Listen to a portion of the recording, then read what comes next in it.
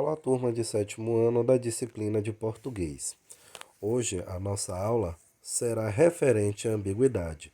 Embora já tivéssemos trabalhado ambiguidade junto com polissemia em redação, nós veremos a parte mais interessante, ou seja, a parte em que exige a conotação de análise sobre ambiguidade nos termos da língua portuguesa.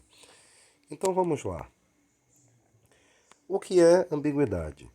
Então, vai se ter aí a definição pelo dicionário sobre a qualidade daquilo que pode ou não ter diferentes sentidos, sobre o que é incerto, sobre o que é indefinido, de natureza do que seja ambíguo, ou seja, que tenha duplicidade ou duplo sentido. Então, características, termos, expressões ou sentença que expressar mais de uma acepção, ou seja, mais de uma aceitação de entendimento possível, ele será chamado de ambiguidade.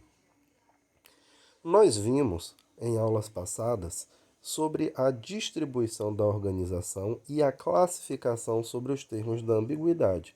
Então, conforme tem aí apresentado, ela tem ambiguidade lexical, ambiguidade sintática ou estrutural, ambiguidade semântica e ambiguidade de escopo. Então, nós iremos ver alguns exemplos, iremos ver algumas definições. Por exemplo, aqui temos alguns conflitos de ambiguidade neste exemplo. Analise atentamente. Meu terapeuta disse: escreva cartas para as pessoas que odeia e as queime. Fiz isso, mas agora não sei o que fazer com as cartas. Ou seja, a interpretação daquilo que foi apresentado pelo terapeuta foi totalmente, né, dito como queimar alguém, queimar as pessoas, né, e depois escrever as cartas, ou vice-versa. Então, esses conflitos da ambiguidade na parte gramatical, ela não dá clareza sobre o fato ocorrido. Outro duplo sentido sobre a questão da ambiguidade é justamente essa duplicidade de sentido. Analise a escrita ao lado de cor cinza em relação à cor cinza mais claro. Então, no primeiro exemplo de duplo sentido, tem escrito aí: a cachorra da vizinha fugiu pela porta dos fundos. É necessário se analisar sobre o que está se falando. É alguém que está chamando de forma pejorada a vizinha de cachorra ou é a cachorra animal da vizinha que fugiu pelas portas do fundo? Então é necessário se ter aí essa relação semântica sobre a organização das palavras. No outro contexto, em vermelho, ele diz o seguinte: é claro que existem empresas mais baratas, mas é isso que você quer? Mais baratas? Então, sob essa relação semântica, o termo aditivo mais está empregado de forma errada. Portanto, as empresas, elas não querem mais baratas insetos, né? Elas teriam aí a necessidade de ter algo de custo menor, ou seja, mais baratas, ok? Em relação ao preço. Como nós já vimos sobre essa divisão da ambiguidade, sobre a estrutural, o lexical, a anfibologia ou ambiguidade e polissemia, nós temos aqui algumas definições que vocês já conhecem. Então, a ambiguidade e a anfibologia, ela tem aí a relação de duplo sentido, ela vai apresentar mais de um entendimento. Isso vai ocorrer por falta de clareza, ou seja, sobre a duplicidade do sentido que a frase quer responder ou apresentar. Na ambiguidade lexical, perante alguns casos, ela sempre terá em uma palavra que autorize pelo menos duas interpretações no contexto dado. Então, observe que na ambiguidade lexical, ela terá, no mínimo, duas interpretações sobre o contexto apresentado. Então, aqui no exemplo, tem um rapaz pediu um prato ao garçom. Como vocês já conhecem a frase, pediu um prato objeto ou o prato servido no dia, que seria a refeição.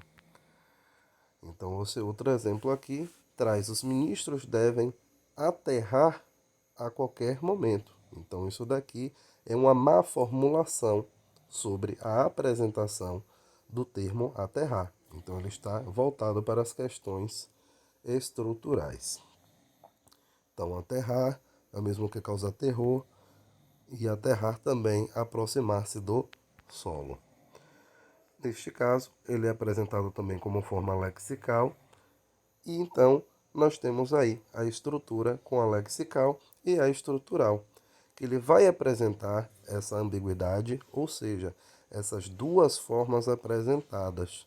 Então, na estrutural, vai provocar ambiguidade por posição da palavra em um enunciado e vai gerar, assim, na ambiguidade estrutural, tão quanto na lexical, uma má compreensão do seu significado.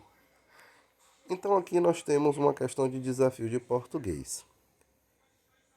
Em que opção não há relação de ambiguidade? Então, vocês deverão analisar, e essa relação aí que não há ambiguidade é a letra C. Pai, vimos aqui para ajudar você. Ok? Então, essa é a opção correta. Já ainda trazendo exemplos sobre as questões estruturais, ele apresenta o seguinte termo: o celular se tornou um grande aliado do homem, mas esse nem sempre realiza suas tarefas. Então, observe que sobre a estrutura da formação da frase foi utilizado termos como pronomes seus, ou melhor, esse, e suas, para fazer o que? A referência tanto do celular quanto ao homem. E isso dificultará a interpretação direta porque a frase tem duplo sentido, ou seja, ela tem ambiguidade. Então, esses dois termos semânticos de pronomes esse e suas, né, um pronome demonstrativo e um pronome possessivo, fazendo essa relação semântica. Então, nós ficaremos por aqui. Na próxima aula, nós teremos mais revisão sobre essas coisas. Então, estudem, tirem as dúvidas durante as aulas e forte abraços.